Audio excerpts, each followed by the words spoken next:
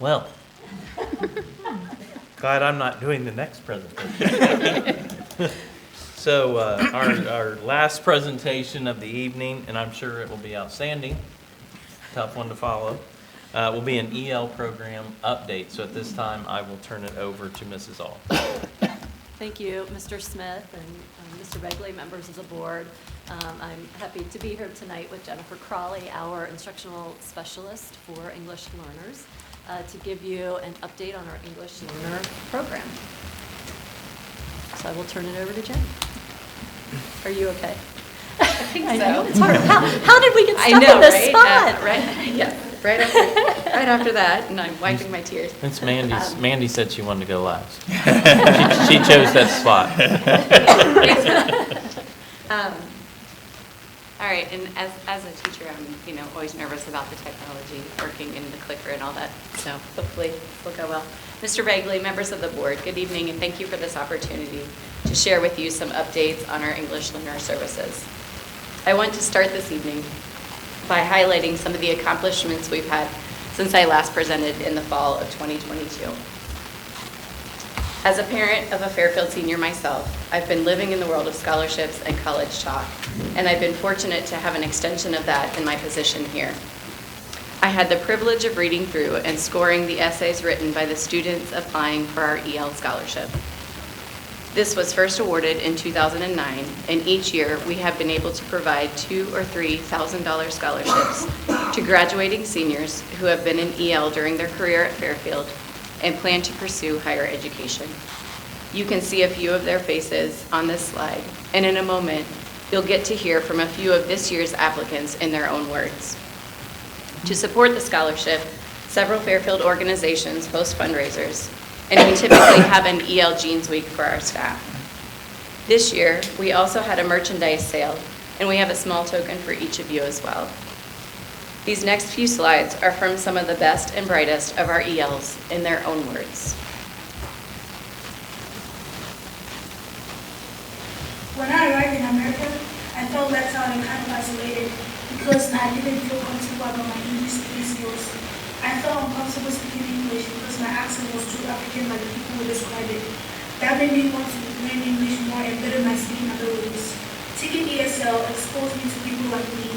It provided me with an environment where I was with people who were just like me and I didn't feel uncomfortable.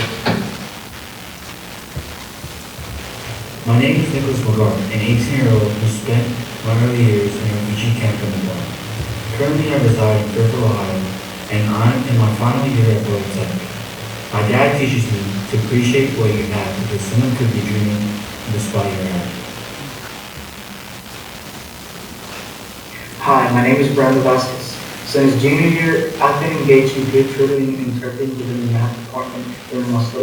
My passion for mathematics and the joy of assisting others motivated my involvement. I actively participated in the Algebra 1 bootcamp during the junior year, where I provided tutor interpreting and tutoring services. Through the extracurricular activities, I've not only enhanced my own skills and knowledge, but have also found immense satisfaction contributing to the well-being of my school community.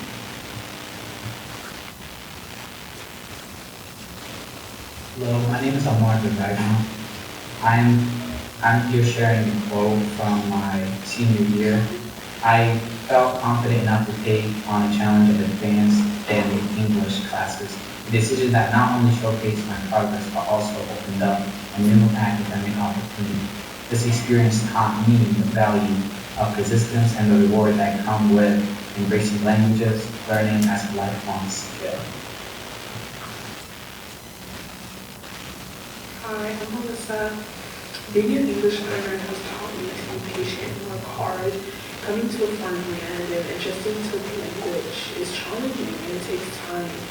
When one truly wants change, they will put in the work and work hard to reach their goal. Every day I enter my ESL class and my goal is to perform better than I did the day before. There were times where I would get frustrated when I started to get confused with the topic or even didn't understand what was being taught. Having patience within telling yourself you can do it in time is crucial. I'm grateful for ESL and the opportunity it has given me. Thank you. As you can see, we have English learners from very different backgrounds making a positive difference in Fairfield City Schools and Butler Tech in a variety of ways. I'd like to provide you with a quick glimpse at who our ELs are.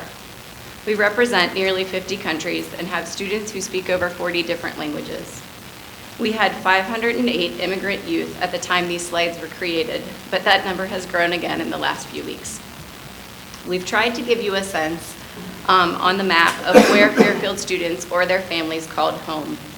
So we have the number of our students born on a continent, and then the number and percentage who are currently identified as English learners. I also shared with you in the fall of 2022 that we were planning to begin a SLIFE program, and that stands for Students with Limited or Interrupted Formal Education. I'm happy to say that program is up and running at the Fairfield Freshman School. We started the year with 7 students and have grown to 16 at present. Our students hail from around the world, but are predominantly Spanish speaking. We have 1 EL teacher and 1 EL tutor working in this program. Our teacher does also teach 2 bells of ELA at the high school, but our tutor is with these students throughout their school day. Recently, our EL teacher, Andrew Rivera, coordinated some mini conversations, kind of thinking like speed dating, between the SLIFE students and the Spanish 2 students at Fairfield Freshman School. This allowed both groups of students to practice their language skills they are learning with their peers. We have also focused a lot of our resources into professional development across the district to help all of our staff feel supported in the best way to serve our growing population. We have offered EL strategies during building professional development times at North, Central, both middle schools, and the freshman and high schools. We had a team of teachers and administrators who participated in a community of practice at Butler County Educational Service Center to work on challenges we face as a district and network and learn from other districts in the area who are facing some of the same questions and challenges. Butler County ESC has also helped by providing a best practices for EL students at both North and East elementaries. And in a bit of a preview, we are planning to offer 2 different pathways to teachers next year around serving ELs and offering some professional development to our administrators as well. From the curriculum side, we are in the final weeks of our 9 through 12 EL curriculum pilot, and we'll be choosing the same publisher we have adopted for K-8 over the last 2 years. As a district, we will now be aligned using Vista Higher Learning to meet the needs of our newcomer and progressing level ELs. So now to some numbers. Here you can see where our ELs are walking the halls of Fairfield City School buildings. As of mid-March, we had 1,671 English learners in our buildings, but this number changes almost every single day. The numbers that you see here on this slide are currently active students, excluding preschoolers. You might recall from last year's presentation how we identify English learners. All students have a home language survey completed as part of their enrollment forms. If the parent or guardian lists any language other than the English on this form, we will screen the student for English learner services. This is most often an online state test, but there are exceptions for students transferring between Ohio schools. This year alone, 46% of our new enrollees have at least 1 language other than English listed as used in their homes. Not all of these students will qualify as English learners, but that 46% is over 850 students. With around 80% of those students qualifying as an EL, we identified 667 students as of mid-March, and that number has already increased.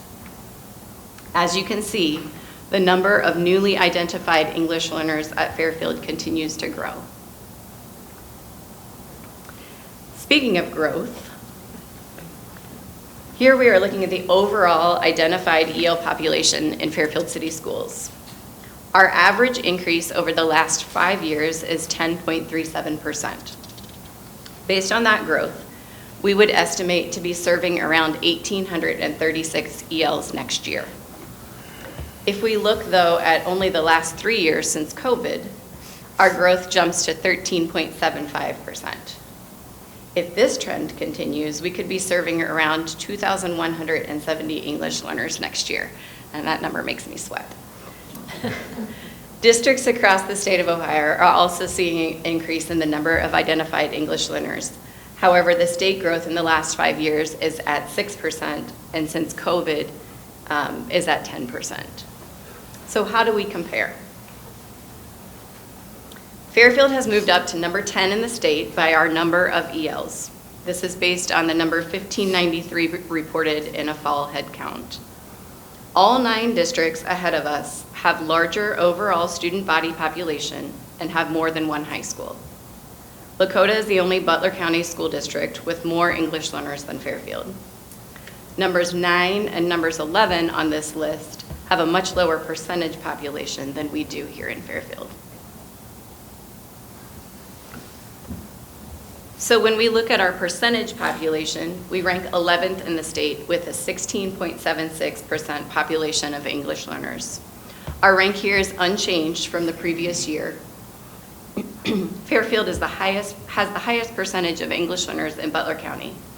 Columbus and Dayton are the only schools in the state with more English learners and a higher percentage of English learners than Fairfield. So we have the kids. Before I turn this presentation over to Mandy for additional program updates and staffing information, I'd like to thank Megan Noland and Lori Vale for their help in creating tonight's presentation.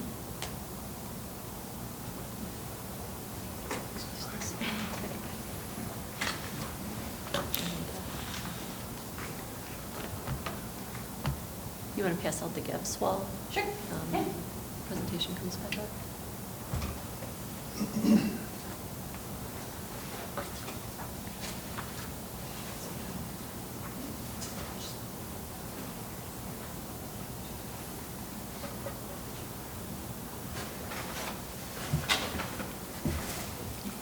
Thank you. Thank you so much. Thank you.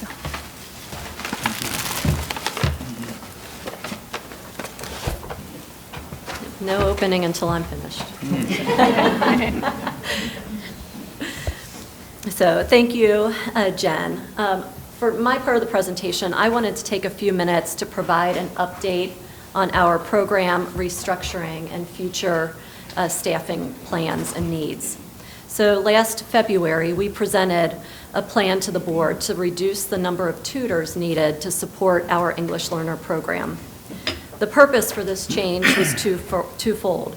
First, the number of tutors being hired by the district was not sustainable, and the reduction of tutors from 51 to 37 would provide a cost savings to the district.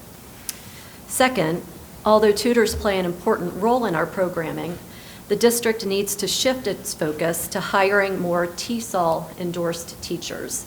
And just for reference, because I'll use this a lot tonight, TESOL stands for Teaching English to Speakers of Other Languages. And we need more TESOL endorsed teachers to provide English language development services to our English learners. Federal law requires the district to provide these English language development services, and those services have to be delivered by a TESOL endorsed or certified teacher. Services provided by a tutor can be supplemental, but they do not count as English language development services. So neither the federal government nor the state of Ohio gives us a specific guidance on what the TESOL teacher to student ratios should be. We get a lot of guidance around students with disabilities, but not for English learners. So how do we, as Fairfield City Schools, know what to do when there aren't any guidelines? And there are a few things that we look at. We look to other states that have more specific guidelines for reference.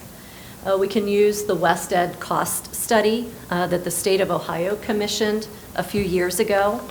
And we can also compare ourselves to other districts in the state to make sure that we are comparable. And so looking at this graph, in a minute, you can see that we do not feel like we are where we need to be in terms of the student to TESOL teacher ratio. Fairfield City is the red bar on this graph. So I mentioned the West Ed cost study. Its recommendation to the state of Ohio from its December 2022 report is a 25-to-1 student-teacher ratio. Now, the state of Ohio, the legislature that commissioned this report, has done nothing with the report. So, it's basically a recommendation at this time based on West Ed's analysis. You can also see from this graph that very few districts are even close to this mark. Sycamore is the closest. And as a reference point, we currently have 15 teachers, 15 TESOL endorsed teachers at Fairfield. We would need 55 teachers to get to a 30-to-1 ratio. This is not a practical leap, and we know that. There aren't even enough TESOL endorsed teachers available right now. So even if we had all the money in the world, we would not be able to make these changes overnight.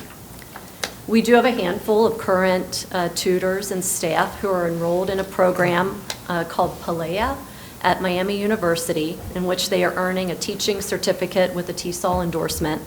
So hopefully that's a benefit to us in the future. I also think it's important for the board and the community to know that this past year, Fairfield received $703,292.82 from the state to help support our English Learner Program. It's a little over $425 a student. Truly very little money to help us meet federal requirements and to support one of our more vulnerable populations. Again, just over $703,000 to support what is now over 1,700 students as of the enrollment report today, or about 17% of our population. So staffing is just one piece of the puzzle when we talk about supporting our ELs. We are doing great work in our buildings to meet the needs of English learners, and I was so glad that Jen was able to highlight some of that tonight. Staffing struggles and the role of teachers and tutors in programming are in no way unique to Fairfield City Schools. Schools across this region and the state are experiencing many of the same growing pains that we are. So it's important for all of us to know that we will need to consistently monitor our staffing levels to support our tiered service delivery model. And I do want to just take a couple minutes to explain what I mean by that. This means that our TESOL endorsed teachers are spending more time with our newcomer students, with our level 1 students who have the highest needs. They might need English language development services daily for 45 to 60 minutes, and that decreases over time as students become more proficient. So it basically means that students are getting services based on their English or based on their language needs. It's not a one-size-fits-all for every EL student. And this is what allows us to use the staff we have more effectively. As we work to increase the number of TESOL endorsed teachers, we may look to decrease the number of tutors that we have. But this work needs to be intentional, and this work is going to take time. We just need to keep moving in the right direction. And in a minute, I'll share the plan that we have for next school year. A couple of other things we're doing. Jen mentioned our work with the ESCs to provide training for our teachers. That has been, I think, one of the highlights of this school year. They've provided us an opportunity to collaborate with other districts on how to best meet the needs of English learners. This year, our consultant from Hamilton County ESC visited every elementary school, and she conducted an audit of EL services and came back to us with several suggestions that not related to hiring more staff. So we were very excited about that. And then we took that information, and Mrs. Bowman and Ms. Crawley and myself met with the building leadership to talk about what changes could be implemented for next school year. And then we've also been actively working to look for opportunities to advocate for change at the state level. We want our legislators and the Ohio Department of Education and Workforce to do something with that West Ed cost study and consider increasing funding for English learners across the state. And administrators and staff have been a part of some of these advocacy efforts just in recent weeks. And finally, I mentioned our plan for next school year, and this goes back to the ongoing monitoring piece and making changes over time. Our current plan for the 2024-25 school year includes 37 EL tutors, which meets the target attrition number from last February's plan. The plan also includes the addition of an EL teacher at both Creekside and Crossroads. Both of these positions were already in the 5-year forecast. I am asking for a head nod tonight to add a position at the high school. They say you can only eat an elephant one bite at a time. We really focused on making changes at the secondary level this year to bring some stability to the programming there. The addition of these teachers would bring our student-to-teacher ratio to the following levels. At Creekside, 72-1. At Crossroads, 57-1. And at grades 9 through 12, 65-1. In previous years, as most of you know, this would be the time of year that I would come to the board to ask for additional tutors. I would be asking for 13 additional tutors for next year, even with those changes that we made to the weighted formula and the ratios last February. The cost of 13 additional tutors would be over $600,000. As our EL population continues to grow, we need to evaluate how we are spending money to support programming needs. And it is our recommendation that we focus our efforts on adding TESOL endorsed teachers. And this is why I'm asking for an additional TESOL endorsed teacher, which carries a forecasted amount of $94,700 instead of 13 tutors, which would be approximately $600,000. Although this teacher is an additional cost to the district, it is the more cost-effective solution. We will continue to evaluate program needs each year, and this is a good example of some of the decisions we will need to make moving forward as we continue to work to provide the most effective programming for our EL students. And I think this plan for next year, that we're taking a significant step in the right direction. You can see we did reduce some tutor positions at the secondary level, but we moved those to the elementary level to meet some of the tutor needs there. So, we shifted that in hopes of maintaining support at the elementary level, and then next year, the elementary level and the addition of teachers would be more of our focus. So, thank you. I know I was very long-winded, and I'm usually not. So, thank you so much for allowing us to present tonight. I will turn it back over to you for questions and comments. Yeah, any questions, comments? Very informative and concerning, right? Where we're at and where these trends are taking us. And I think you need to address where we're at the secondary level, right? It just must be incredibly difficult for the student, and in terms of what we're talking about, incredibly difficult for us as a district to address an English language learner in the 10th grade, right? And adding payroll, but the numbers just bear out that it has to be done. Yeah, and I did not mention tonight that, for our students who are entering 9th grade, like our other students, they have 4 years to graduate. Yeah. So, and that's why there's just a critical need at the high school level, to work with those students, and give them as many opportunities to meet graduation requirements as we can. And if I could just add a comment before turn it back over to the board, I just want to commend Mandy and her staff.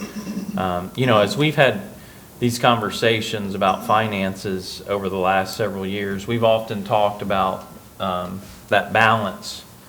You know, we've always, had a goal of providing the very best educational experience for all of our kids, but that we can't afford. So there's a balance between providing the best that we can and also being fiscally responsible. And I think, the fact, and Mandy referenced the fact that we've, in previous meetings, we've talked about, hey, this is how we used to address these needs, these ratios. We recognized that was not sustainable. So we switched gears. And so as a result, you get a recommendation to move forward with one teaching position as opposed to tutors that would cost over, approximately $600,000. And I think the point about the monies that we get from the state is a valid one. I think everyone should pay attention to. I think it was $700,000 for that large number of students. I think it's important to point out, I've said before in speaking to community groups that we are honored. We have an obligation and a duty, and we are proud to serve the kids who walk through our doors every single day. So I don't want anyone to mistake kind of what we're saying here this evening. We just want to educate our community and the Board of Education about our student population and the fact that we don't get additional revenue to provide. It takes a lot of resources to serve these students who walk in and who can't speak English in any way, shape, or form.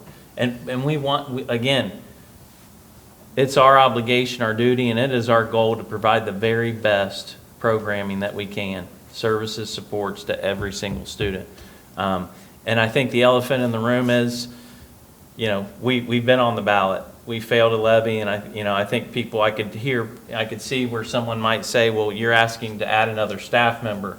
But again, go back and watch previous board meetings. We've made adjustments to how we can meet the needs of this student population. We'll continue to monitor it. But we do have an obligation to serve all of our students.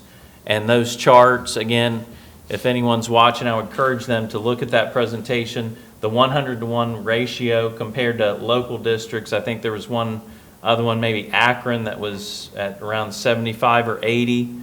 The rest of them we're not even in the ballpark. And we're behind in what we're providing, the education services and supports to our students. That's what that chart shows.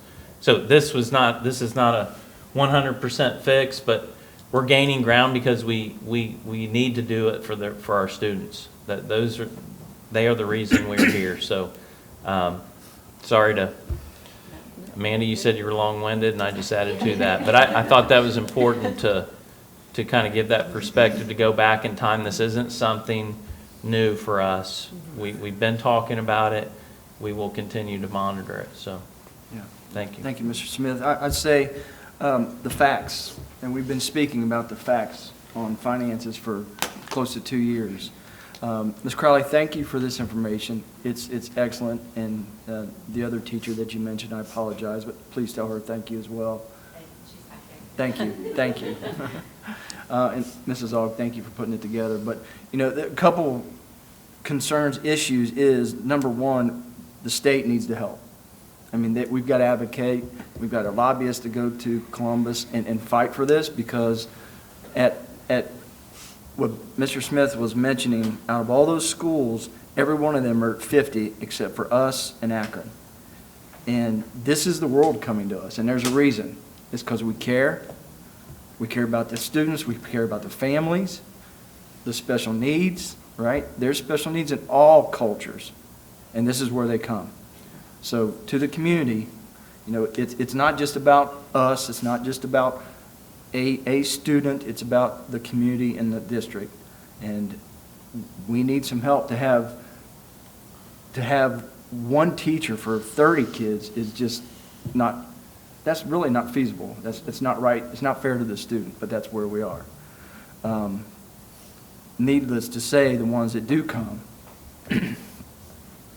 and been here 2 weeks and speak not one bit of English. And I know these families, and some of my friends that I serve with outside the school know these families pretty close. And they're reaching out for help and wanting help to live in our community, in our area. And there's a reason for that, again, because we care and we want the best for them. And like you said, they got 4 years if they're in high school. And some of these students we've had speak at Rotary that are seniors spoke zero English as a sophomore, and now are graduating. So kudos to the district, and kudos to all the teachers and the admin and the tutors and the special teachers that do this, because this is our life, and I'm glad it is. I'm honestly glad it is. I'm glad we're doing this. But we got to come together and know that it's not about taxes, it's not about the properties, it's about the students. It's about the family. So doing the right things, and those are the facts. So thank you. I don't think I could say anything any better than Mr. Clark just did. But yeah, thank you for all of this information. Thank you for taking the time to analyze all of the data and present it to us in a way that we can understand, and for looking forward. And even though it's going to cost money, in the long run, it's going to save money to hire a teacher versus all of the tutors. So thank you all so much. My concern is adding more salaries when we cut for next school year a bunch of salaries. That's my concern, the perception the public's going to look at. Now, I know you said it's needed, and I believe you, but so are the other employees that we just cut. That's my opinion.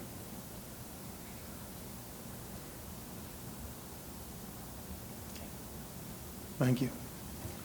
All right, we'll move along. Thank you for your presentation.